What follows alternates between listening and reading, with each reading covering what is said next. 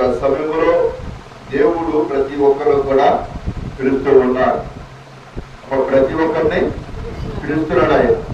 ఎందుకంటే మనమైతే మన పిలవగానే ఎవరిని కూడా దేవుడైతే మనం ప్రేమించి ఎవరినాడు ప్రభు లోకమును ఎంతో ప్రేమించను కాగా తన అద్వితీయ కుమారుగా పుట్టినవాడి యందు నశింపక నిత్య జీవం పొందడం కొరకు ఆయనను అనుగ్రహించను అని వాక్యము సెలవిస్తుంది. కనుక ప్రేమను దేవుడు ప్రతి ఒక్కరు కూడా దేవుడికి నశించడం ఆయనకి ఇష్టమో లేదు. అందుకే ప్రభు ప్రతి ఒక్కరు పిలుస్తూ ఉన్నారు. ఏమన్నాడు? మీరు నా ఎద్దకు వస్తే నేను మీ ఎద్దకు వస్తాను అనేది ప్రభు వాక్యమే చదువుతున్నాడు. మరి ఈ యొక్క ఉదయకాల సమయంలో మనం ఎక్కడెక్కడో ఉంటూ ఉంటాం. ఎవరి రకరకాల ప్రాంతాల్లో ఉంటాం, వ్యర్థమైన స్థలాల్లో ఉంటాం. లేదండి, వ్యర్థమైన స్థలాల్లో ఉన్నవాళ్ళు లేరా? ఉంటారు. కానీ ప్రేమను దేవుడరా ఈ యొక్క ఉదయకాల సమయంలో దేవుని వాక్యానికి మనము ప్రాధాన్యత ఇవ్వాలి. మనకి ఏమి ఇచ్చిన ప్రభు? మనల్ని పుట్టించి మట్టి తీసి బొమ్మలు చేసి జీవాత్మలు ఊది ఏమండి రోగాలతో నొప్పులతో బాధపడుతున్న సమయంలో ఆయన ఆదరించి ఏమంటే ఆయన సొంతపడుతూ పెద్దవాళ్ళు చేసి ప్రతి ఒక్కరికి కూడా ఏమిస్తున్నాడు? ఆనిచ్చాడు, ఆరోగ్యం ఇచ్చాడు, ఏమంటే ఐశ్వర్యము ఇచ్చాడు. బ్రతకటానికి అన్ని కూడా దేవుడు సమకూర్చాడు.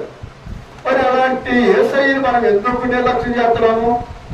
ఆయన దగ్గర రావడానికి ఎందుకు నిర్లక్ష్యం చేసేవారిగా ఉంటున్నాము అని మనం పరిశీలన చేయాలి. ఉదయకాల సమయంలో నిర్లక్ష్యం చేసేవారిగా మనము ఉండకూడదు. ఎందుకంటే దేనికైనా మనం నిర్లక్ష్యం చేయొచ్చు, కానీ దేవుని చిత్తాన్ని నెరవేర్చడానికి మాత్రం నిర్లక్ష్యము చేయకూడదు. ఏమండి, రాత్రంతా మనల్ని ఏమి చేయడం? రాత్రంతా బ్యాటరీ ఛార్జింగ్ పెట్టినట్లుగా మనల్ని ఏం చేశాడు? మనకి మన మీద కృప ఉంచి ఛార్జింగ్ పట్టాడు. తెల్లారి మళ్ళా పని చేసుకున్నాడు. మంచి ఆరోగ్యం కూడా ఇచ్చాడు, ఓపిక ఇచ్చాడు. కానీ ప్రేమను చెప్పిన ఈ ఉదయకాల సమయంలో ఈ దినం ఏ దినము? పరిశుద్ధమైన దినము. ఈ పరిశుద్ధమైన దినము ఆశీస్సుల జ్ఞాపకము చేసుకోమన్నాడు ప్రభు. మరి మనం ఎక్కడ ఉంటున్నామో, ఏ స్థలంలో ఉంటున్నామో అని మనం పరిశీలన చేయాలి. ఎంతమైన స్థలంలో ఉంటే ఇదే నీకు అనుకూలమైన సమయమో అని ప్రభు మాట్లాడుతున్నాడు. రా నా ఎద్దకు మీరు రండి అని ప్రభువే మాట్లాడుతూ ఉన్నాడు. కనుక ఈ సమయంలో ఎందుకంటే ప్రేమను చేపట్టారా మరి ఈ యొక్క సమయంలో మనమందరూ కూడా దేవుని వాక్యాలు మనం ప్రాధాన్యత ఇద్దాము. ఈ సమయంలో మరి పోలీసు గారికి ఒక 10 నిమిషాలు దేవుని వాక్యం మనకి ఇస్తారు చెప్పగా ఇద్దాం.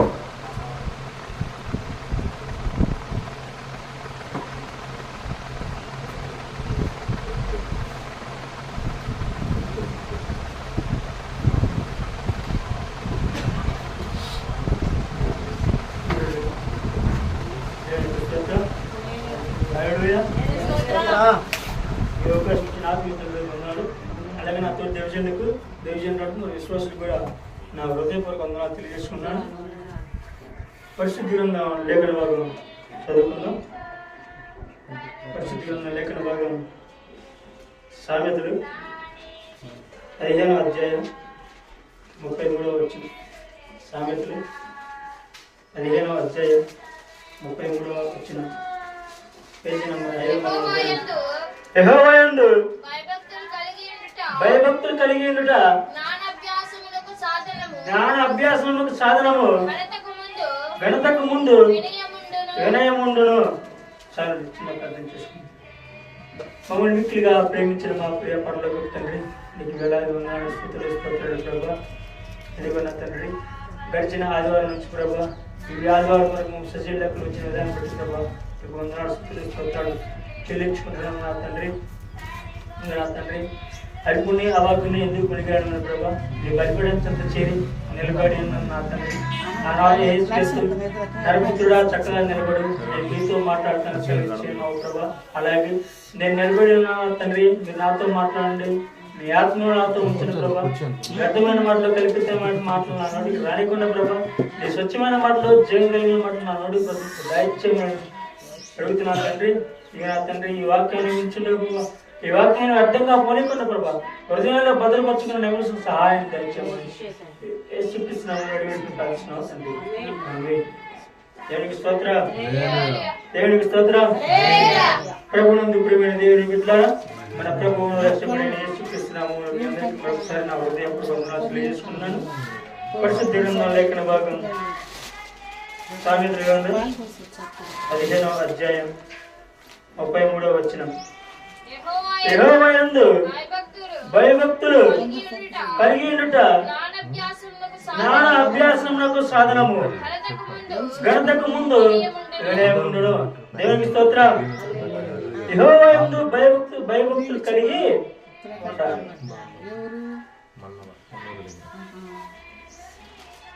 దేవునికి స్తోత్రం. దేవుని యందు భయభక్తి కలిగి మనం ఉంటాం. దేవుని యందు మనం భయభక్తి కలిగి ఉంటున్నాము.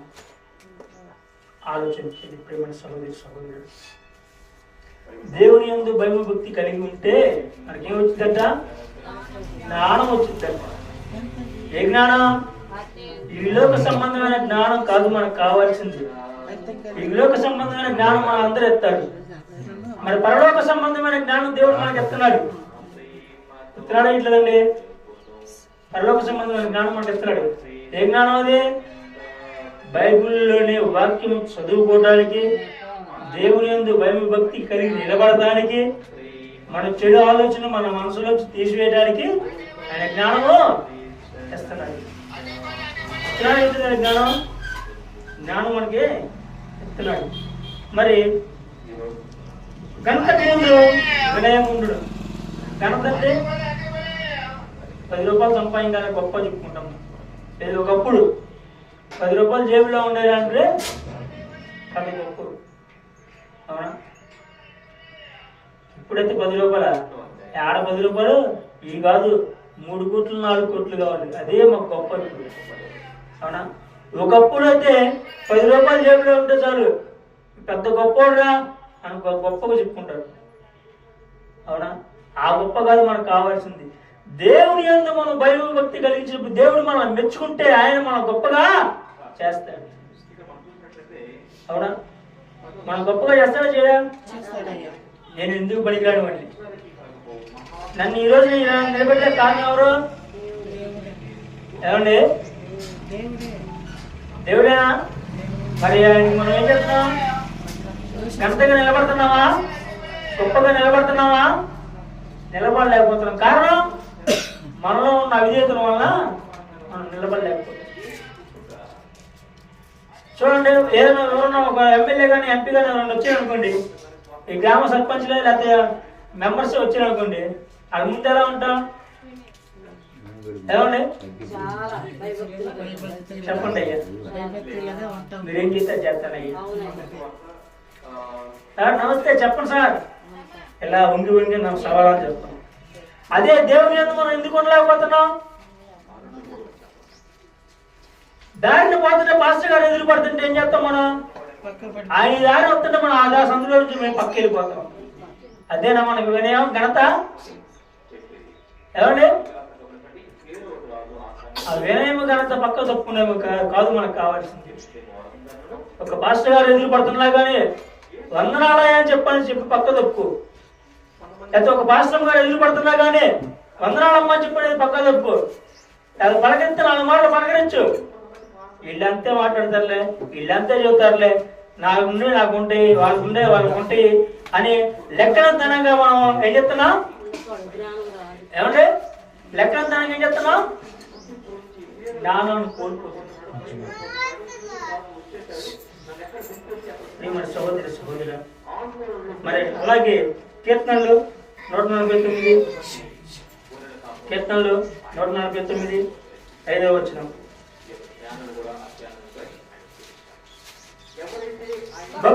భక్తులు ఘనత నుండి ప్రహర్షించుదురు గాక, వారు సంతోషభరితులై తమ పడకల మీద ఉత్సాహ గానము చేయుదురుగాక. దేవునికి స్తోత్రం. దేవుడు ఇక్కడే ఉన్నాడు.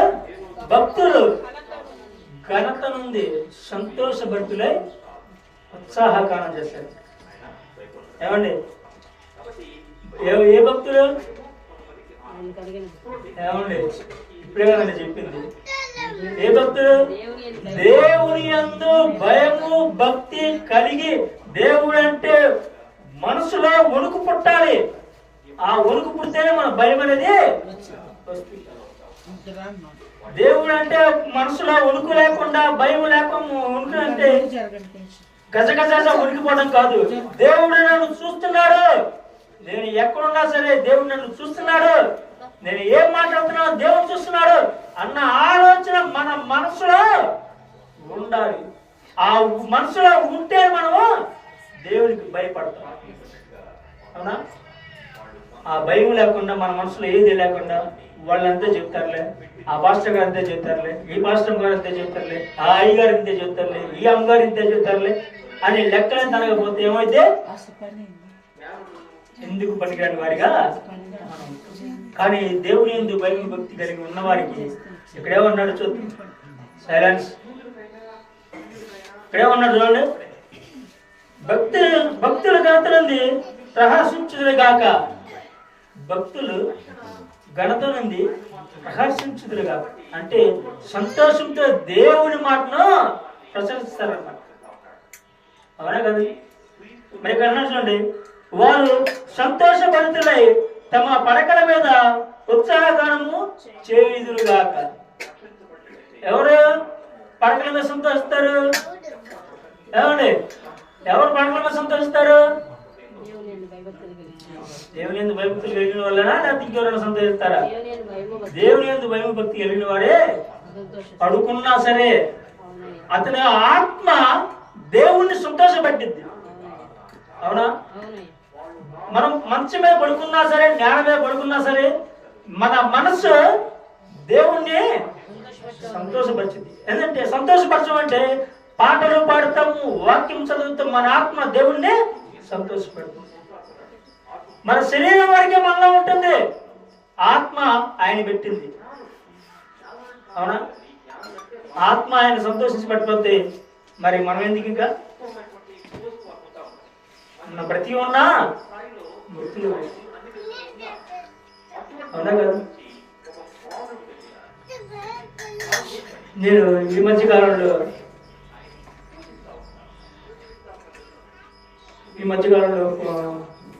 పడుకునే నిద్రపోతున్న సమయంలో మామూలుగా ఎన్ని నుంచి అట్లా నడుచుకుంటూ వెళ్ళాను. ఆ నుంచి రెక్కలు జాపుకుంటూ పైకి వెళ్ళి. కారణం ఏంది? మనసు దేవుని సంతోషం పెట్టింది కాబట్టి ఆ మనిషి లేచి దేవదూతలాగా పైకి ఎగిరిపోగలిగాడు. అంటే మనసు వెళ్ళిపోతుంది దేవుని దగ్గరికి, శరీరం ఇక్కడే ఉంది. దేవుని మనం సంతోషపెట్టాలి. అవునా? మనిషి ఇక్కడే ఉన్నాడు, మనసు మాత్రం దేవుడి స్థితి. మనకి ఎవరికైనా వచ్చింది ఆ మనసు? ఏమండి, ఇక్కడ అన్నాడు కదా, మీరు సంతోషభరితులై తమ పడకల మీద ఉత్సాహగానం చేయుదురు. ఉత్సాహగానం చేద్దామా? ఉత్సాహగానం చేయకుండా నేను ఎంతే ఉంటానయ్యా, నాకు చేత కాదుగా అని అంటావా? దేవుడు నీతో నాతో మనందరితో మాట్లాడుతున్నాడు. ఇక్కడ ఏమన్నాడు? ముందు మీరు నా యొద్దకు రండి, నేను మీ యొద్దకే వస్తాను. మనం దేవుని యొద్దకు వస్తున్నామా? వచ్చేవాడిగా ఉంటున్నాం, కానీ మన హృదయాన్ని దేవుడికి ఇవ్వలేకపోతున్నాం. మనం భయం భక్తి జ్ఞానం మనకే. అవును కదండి? మనకు భయం భక్తి లేదు. ఎందుకు లేదు? మనకెందుకు లేదు భయం భక్తి? ఆలోచించే. మరి యేసు ప్రభు పుట్టిరని చెప్పని మనం సంతోషంగా పండగ చేస్తున్నాం. అవునా?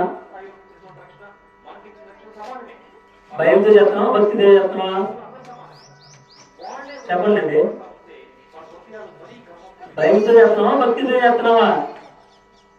ఆచారంగా చేస్తున్నాం, అలవాటు ప్రకారం చేస్తున్నాం. మనం దేవుడు పుట్టాడు. దేవుడు ఎక్కడ పుట్టాడు? ఏమండి? బెత్లెహేములో స్థలం ఆడిచ్చారు. బెత్లెహేములో స్థలం ఇచ్చారు నీకు.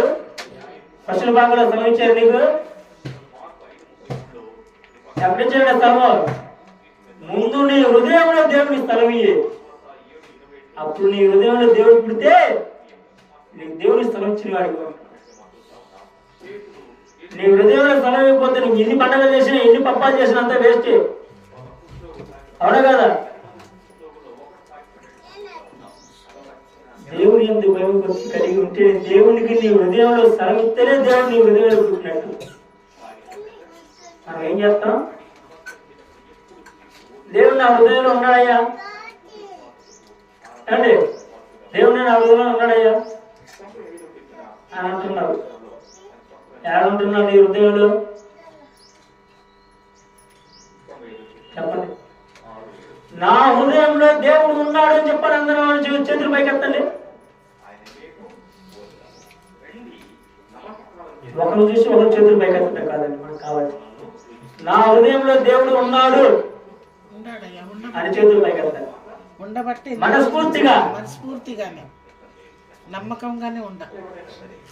మరి ఇంటికి వెళ్ళాక ఏం చేస్తున్నారు మీరు అందరూ?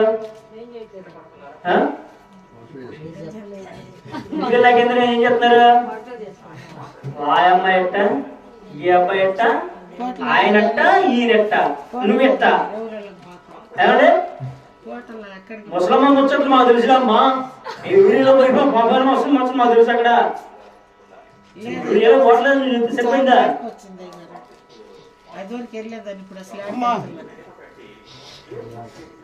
దేవునికి స్తోత్రం. హల్లెలూయా. ప్రభువుని ప్రియమైన దేవుని బిడ్డలారా, మరి ఈ రోజు మనం దేవుని యందు భయభక్తి కలిగి ఈ సన్నిధిలో కూర్చున్నావా? సన్నిధిలో కూర్చున్నావా?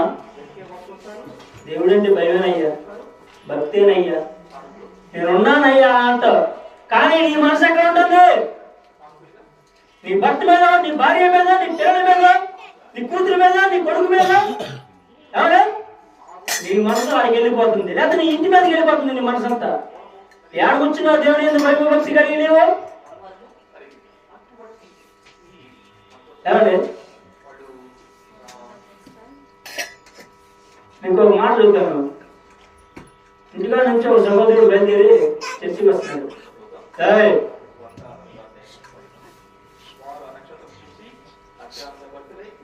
ఇంటికాడ నుంచి సహోదరుడు చర్చికి బయలుదేరి వస్తున్నాడు. సరే, బయలుదేరి వస్తూ ఉండగా ఆ సహోదరుడు ఏం చేశాడు? ఇంట్లో లైట్ ఆఫ్ అయినా లేదు, ఇంట్లో కరెంట్ బిల్లు ఎక్కువ వస్తుంది, ఆదాయం లేదని చెప్పి ఆలోచించి బయలుదేరి రోడ్డు ఎక్కాడు.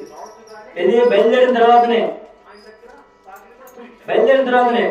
మళ్ళా తీరా సగం లెక్క వచ్చిన తర్వాత ఆపేనా ఆపలేదా అని ఆలోచన చేసుకుంటా, 2 విధాలుగా ఆలోచన చేసుకుంటా మళ్ళా వెనక్కి తిరిగి ఇంటికి వెళ్ళాడు. మళ్ళా తిరిగి ఇంటికి వెళ్ళినప్పుడు ఏమైంది? ఆ లైట్ ఆపేసి ఉందా లేదా? మళ్ళీ ఏమనుకున్నాడు? నేను లైట్ ఆపేసి వచ్చిన మళ్ళీ వెనక్కి తిరిగి వచ్చానే, నా లైట్ ఆపేసి కూడా వెనక్కి తిరిగి వచ్చాను, నేను ఎంత టైం వేస్ట్ అని ఆలోచన చేసుకుని మళ్ళీ నడుచుకుంటూ. అదే ఆలోచన మన ఇంటిలో బయలుదేరేటప్పుడే ఉండాలి. ఆ భయం మన ఇంటి దగ్గరే ఉండాలి. ఆ భక్తి మన ఇంటి దగ్గరే ఉండాలి. బయటకు వస్తున్నామంటే 2 ఆలోచనలు ఉన్నాయి మన మనసులో. బయటకు వస్తున్నామంటే మన మనసులో 2 ఆలోచనలు ఉంటాయి. ఆ 2 ఆలోచనలు ఒక ఆలోచన తీసివేయాలి. ఏమండి? ఇప్పుడు చెప్పిన విధంగా కరెంట్ బిల్లు వస్తుందని చెప్పి ఆలోచన చేసేది, అలాంటి ఆలోచన మన మనసులో వచ్చి తీసివేయాలి.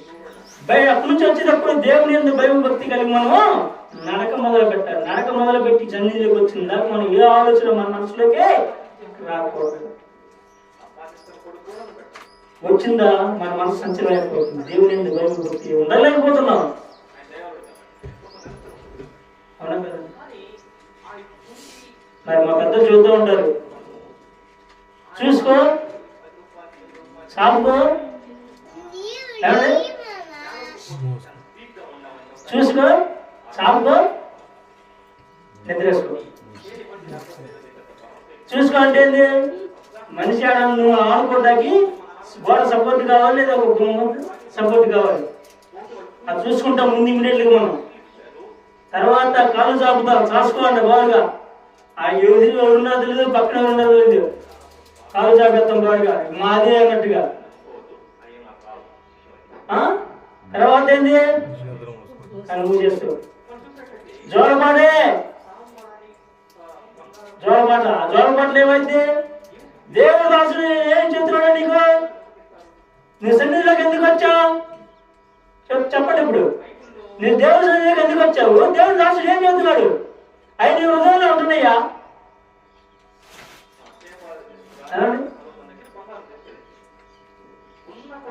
మన జీవితాలు కూడా అలాగే ఉన్నాయి. చూసుకో, చాసుకో, కళ్ళు మూసుకో. అంత అయిపోయిన తర్వాత పక్కన వచ్చా, అమ్మ అదేగమ్మా, అమ్మ అదేమ్మా. ఈ దేవుడు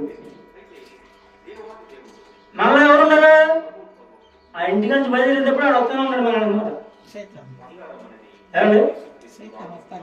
ఇంటికాడ బయలుదేరేటప్పుడు ఆడు నీ అమ్మాయిలో ఉండా బా అంటాడు.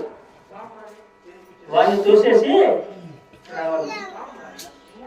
అప్పుడు దేవుడి దాసుడు ఏం చెబుతున్నాడు కూడా మన హృదయంలో.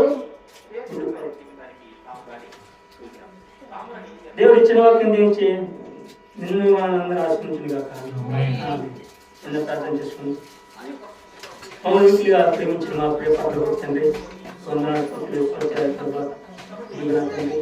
నీ ఎందుకు భయభక్తి కలిగి ఉండలేకపోతున్నాను ప్రభు. అయ్యా నీ ఎందుకు భయభక్తి కలిగి జీవించడానికి సహాయం ఇచ్చేది ప్రభు. అలాగే విన్న వాక్యాన్ని పనికలు హృదయంలో భద్రపరుచుకున్న సహాయం తెచ్చేది. అలాగే ఆ తర్వాత నిలబడుతున్న దాసుని ప్రభు ఎడమ రాకుండా ఎత్తుపడుతుంది దీవించిన ఆశ్రయించుకోండి. యేసుక్రీస్తు అడిగి ప్రార్థన.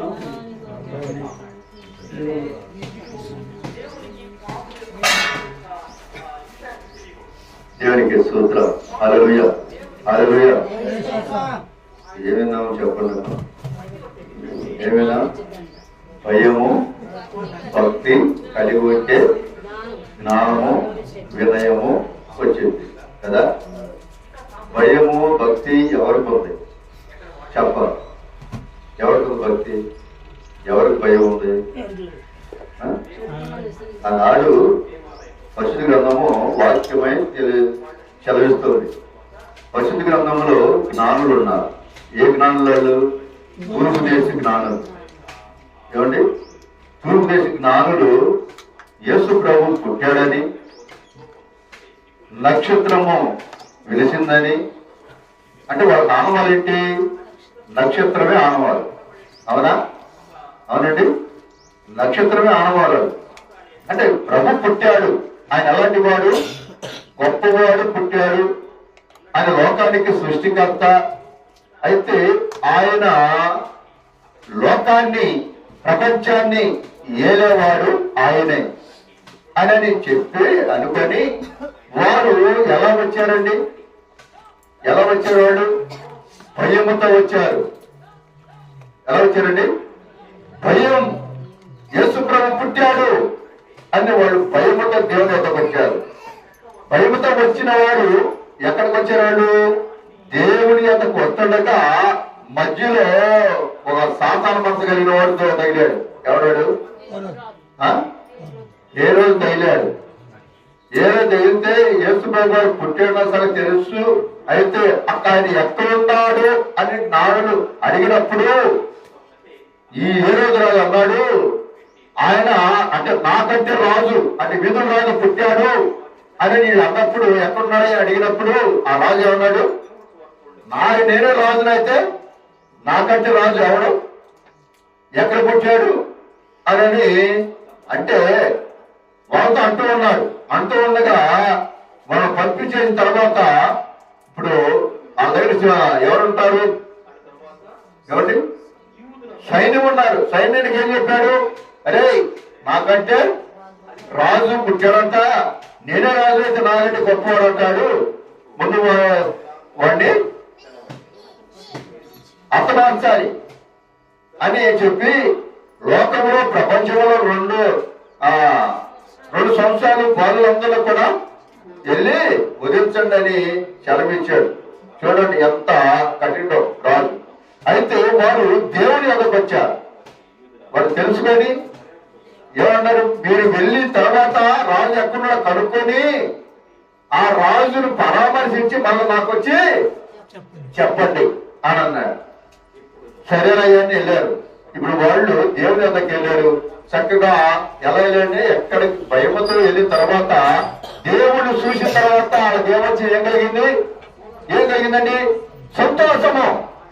ఏమండి ఎంతో సంతోషం కలిగింది దేవుని వద్దకు వచ్చిన తర్వాత. దేవుడు పరామర్శించారు. తర్వాత తిరిగి వెళుతూ వెళ్ళారు. ఏ దారిని వెళ్ళారు? వచ్చింది ఒక దారి అయితే వెళ్ళేది ఇంకో దారిని వెళ్ళారు.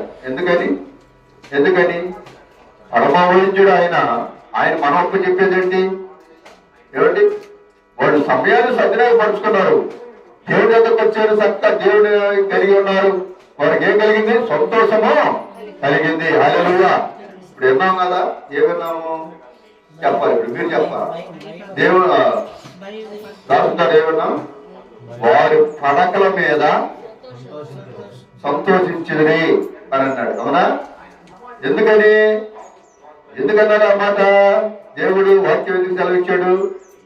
ఏమిటి? పడకల మీద సంతోషించారు అంటే ఇప్పుడు పరమానంద భరితులయ్యారు వాళ్ళు. ఎవరో జ్ఞానులు. అంటే దేవుడిని ఎరిగిన తర్వాత, దేవుడి వద్దకు వచ్చిన తర్వాత, దేవుణ్ణి పరామర్శించిన తర్వాత వారు ఏమయ్యారు? ఆనందభరితులైపోయారు. దేవుడికి స్తోత్రం. ఎంతో సంతోషించారు. మరి మనం ఎంత వస్తున్నాము వింటున్నాం అనుకుంటున్నాం కదా, దేవుడి వాక్యం వింటున్నాం అనుకుంటున్నాం. కానీ వాక్యాన్ని ఎక్కడ వదిలిపెడుతున్నారు? మందిరం దగ్గరే, బయటే వదిలిపెట్టి వెళ్ళిపోతున్నారు. అది కాదండి మన సంతోషం ఎక్కడుంది? భక్తులు అనేవాడు ఏమండి? సంతోషము సమాధానము, సంతోషము సమాధానము, చెప్పనా సౌఖ్యమైన సంతోషం, చెప్పనా సౌఖ్యమైన సంతోషం. ఈ సంతోషం నీకు కావలినా, ఈ సంతోషం నీకు కావలినా. నేడు యేసు నద్దకు రాము. హల్లెలూయా.